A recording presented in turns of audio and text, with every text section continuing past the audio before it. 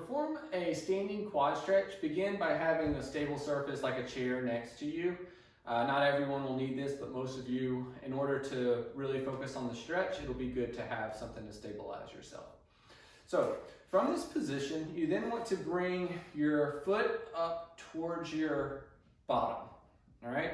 Now, I'm gonna start, because my quads are actually pretty tight, I'm gonna start with my knee forward. This allows me to tuck my pelvis under so that I can maintain that stable pelvis and then do the stretch out of that. So from here, I'm then going to try and take my knee back behind me, maintaining my pelvis tucked under, and I wanna feel, now I have a good stretch here, I wanna feel if I take my knee away from me versus towards me, does that get tighter? And it gets a lot tighter as I take my knee towards my opposite leg.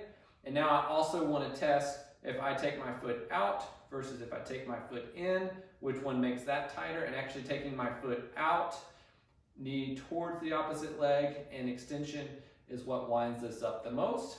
Now I can stay here for 30 to 60 seconds, performing 2 to 3 repetitions, or I can press my foot into my hand and do a little bit of contract, relax. It's an isometric, so no movement should be happening here. Let it go and try to take that slack up a little bit further, and I can. And now I can do the same thing again, push the foot into my hand and let it go and take up that slack.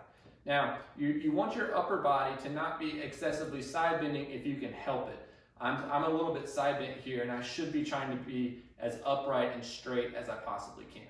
Okay, so localizing into extension, adduction, abduction, whichever one's tighter, and then rotation, internal versus external, whatever's tighter. Maintaining those, putting pressure into your hand, holding 5 seconds, repeating 5 to 6 times, or until you don't get any additional stretch.